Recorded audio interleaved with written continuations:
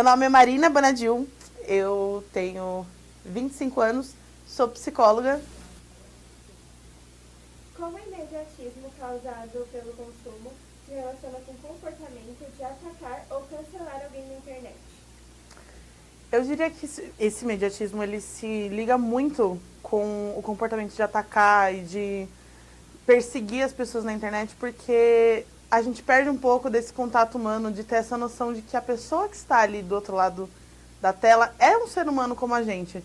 Parecem só palavras numa tela, é tudo muito rápido, muito imediato, muito veloz, e a gente perde um pouco dessa humanidade, perde um pouco desse contato de que não é só palavras, não é só um nome de usuário ali na tela, mas que sim tem uma outra pessoa que ela está processando, porque a gente não vê a expressão da pessoa, não tem esse contato igual que a gente tem no presencial, de você ver a cara da pessoa, entender que ela está reagindo de alguma forma ao que está sendo dito, de que o que você diz impacta, mesmo que ela não esteja falando com você, a gente só vê o que é escrito. E isso acho que faz perder essa camada da comunicação. E isso faz com que esses comportamentos acabem ficando muito mais fáceis. A gente deixa a parte mais escura nossa vir à tona. Sim. E sobre a questão das divergências de opinião na internet que geram discussões, você acha que uma pessoa que sofre com esse mediatismo é mais suscetível a ter dificuldade em aceitar uma opinião contrária dela? Eu diria que sim. Eu acho que a gente tem aí uma mistura de fatores, né? A gente tem o fator de que muitas pessoas usam essa roupagem de é só minha opinião para falar atrocidades, para falar coisas que realmente não cabem dentro de um contexto de respeito entre uma e outra. E aí, obviamente, as pessoas respondem no mesmo nível. Então, quando um perde respeito, o outro também perde, e a coisa vai só dali para baixo. Mas, além disso, além das pessoas já estarem meio que nesse modo de alerta, esperando a falta de respeito dos outros, com coisas que não são necessariamente questão de opinião, quando são questões de opinião, eu acho que a gente acaba mantendo essa linha de pensamento. Eu acho que a gente se acostuma a se comunicar dessa forma mais agressiva, mais imediata, mais, né, direta ao ponto, assim, de uma forma até agressiva. E aí, quando é uma questão de opinião, vira também um ataque. Então, às vezes, por uma opinião em relação a uma mídia, a um artista, alguma coisa assim, vira algo muito, muito maior do que realmente é, porque as pessoas acabam entrando nesse modo de ataque, porque elas estão muito acostumadas a se defenderem de ataques a coisas que realmente fazem sentido se responder dessa forma. Que estratégias psicológicas podem ajudar as pessoas a desenvolverem um comportamento mais reflexivo ao invés de combativo na internet? Uma coisa que eu acho que é importante é a gente refletir mesmo sobre o nosso comportamento. Parar antes de você responder um tweet, uma mensagem, um comentário e pensar no que você está falando. Eu diria isso para uma pessoa que eu estou falando presencialmente? Se você não falaria aquilo presencialmente, provavelmente não vai valer a pena você falar aquilo na internet. Provavelmente você está sendo mais agressivo do que deveria. E tentar lembrar que eles são pessoas, que a gente está se conectando com outras pessoas. Às vezes, realmente, tirar até um tempo antes de você responder e ver a coisa, larga um pouco seu celular, seu computador, seja lá o que você tiver na mão, respira um pouco antes de você responder. Fazer um trabalho consciente de não ter esse imediatismo, de não responder na lata, viu e já responder. Tentar desacelerar esse processo da internet, porque ela já incita a gente a acelerar muito. Cabe a nós tentar, de forma consciente, parar essa aceleração para diminuir esse comportamento agressivo e problemático nas redes sociais. E como psicóloga, qual você diria que são os principais sintomas de uma pessoa que está sendo afetada pelo ambiente negativo das redes sociais? Curiosamente, eu diria que é a dificuldade de sair desse ambiente. Eu acho que a pessoa, quanto mais ela está sendo afetada negativamente pelas redes sociais, mais ela tende a tentar voltar para essas redes para tentar achar uma validação, para tentar encontrar outras pessoas que pensam como ela, para tentar, às vezes, dar uma resposta mais esperta, mais agressiva, mais inteligente do que a resposta que ela recebeu. E acaba ficando muito, muito presa naquele meio das redes sociais. Ela não consegue largar aquele momento. Então, a pessoa que tem dificuldade de estar presente sem estar numa rede social, uma pessoa que tem dificuldade de sair mesmo, de largar um pouquinho do celular e fazer algum outro hobby, alguma outra coisa. E, às vezes até um ponto de que ela queria fazer outra coisa no dia dela e não consegue porque ela precisa ficar o tempo inteiro naquela rede social.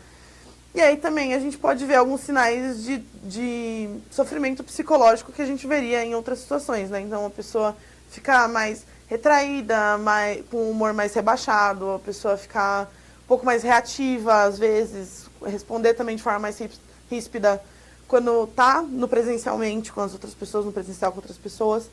A pessoa, às vezes, ter uma dificuldade de realizar as tarefas do dia a dia ou perder o interesse nas coisas. Eu acho que isso também são sinais que está afetando muito, mas eu acredito que o primeiro sinal mais importante é esse, da pessoa ter muita dificuldade de sair das redes sociais. E quais dicas que você daria para a pessoa conseguir sair desse ambiente imediatista? Bem, a dica que eu sempre darei para qualquer pergunta que fala isso é vá para terapia. A terapia ela é extremamente importante nesse processo, para que a gente possa fortalecer outras formas de enfrentamento, possa fortalecer outras maneiras da gente encontrar prazer na vida, né? Outros hobbies, outras atividades que nos trazem benefícios. A terapia ajuda muito nesse processo porque você tem essa segunda opinião, uma outra visão de uma pessoa de fora que pode te orientar, te ajudar nesse processo. Além disso, do que a própria pessoa também pode fazer é tentar limitar o tempo dela em redes sociais, seja com um aplicativo, ou realmente se ela conseguir só falar, eu só vou usar as redes sociais a esse momento, se ela tiver ainda esse autocontrole, mas de alguma forma limitar a presença dela nas redes sociais para conseguir entender que existe vida além de redes sociais. Às vezes também desativar notificações ajuda bastante, porque muitas vezes o que faz a gente voltar para a rede social é receber aquela notificação. Você teve uma curtida, teve uma mensagem, teve um repost do que você colocou, e aí você volta ali de novo e lê tudo de novo. Então, às vezes, desativar essas notificações faz com que você busque menos as redes sociais, e isso ajuda também a diminuir esse contato. O menor tempo de tela ajuda bastante nesse processo. E, claro, buscar outros hobbies, né? Então, não adianta só tirar a tela, tirar a rede social e não colocar nada no lugar. Você vai acabar voltando à rede social. Então, buscar outros hobbies que façam sentido para você, mesmo que tenha alguma tela envolvida, mas que seja alguma coisa que não seja relacionada à rede social. Assistir um filme, sair com os amigos, jogar um jogo, ler um livro, qualquer coisa. Sair de casa, dar uma volta na rua, às vezes, só mais para ver que existe vida fora das redes sociais. Aquela coisa que às vezes falam, né, que esse é um problema que não existe se você sair da internet, é verdade. E quando a gente sai da internet e vê que aquele problema realmente não existe quando você sai da internet, ajuda muito. A próxima vez que você se encontrar, se deparar com uma questão que talvez você responderia de forma muito imediata, você para, reflete sobre aquilo, consegue responder melhor ou até mesmo não responder aquela questão e fortalecer esse comportamento.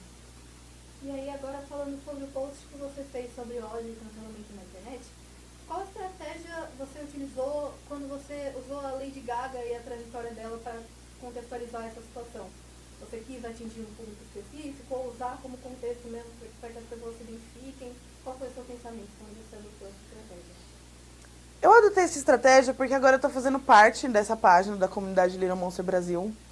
E eu sou muito fã da Lady Gaga desde sempre e eu acredito que ela é uma voz muito importante para falar contra bullying, contra a violência.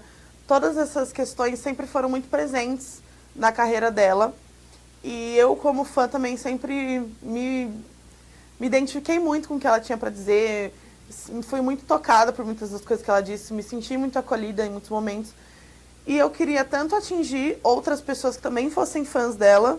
Então, que também, né, as pessoas que seguem a página também são pessoas que são fãs, que faria sentido nesse contexto, quanto trazer a imagem de uma pessoa que fala sobre essa questão do ódio, da violência, que busca levar a gente a refletir mais sobre esse imediatismo e levar a gente a refletir sobre como as nossas palavras impactam as pessoas.